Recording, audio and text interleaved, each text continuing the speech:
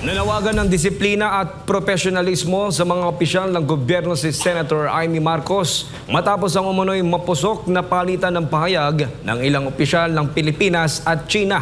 Ayon sa senadora, ang mga salitang binibitawan sa publiko, lalo na sa social media, ay may direktang epekto sa diplomasya at pambansang interes. Si Troy Gomez sa report!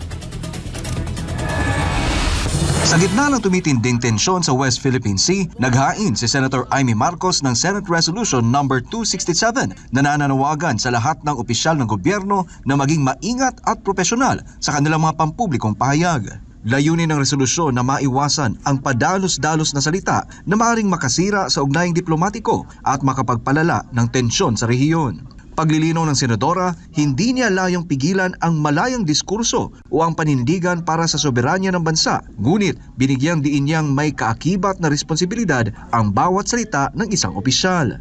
Ayon kay Marcos, paulit-ulit ng pinaalahanan ng Department of Foreign Affairs ang mga opisyal na mas mainam tugunan ang hindi pagkakaunawaan sa pamamagitan ng itinatag na diplomatic channels kaysa hayagang bangayan sa publiko. Binanggit din ng resolusyon ang mandato ng DFA bilang pangunahing ahensya sa paghubog at pagpapatupad ng foreign policy ng bansa ayon sa Administrative Code of 1987 na dapat igalang at bigyan ng sapat na espasyo upang gampanan ang tungkulin nito.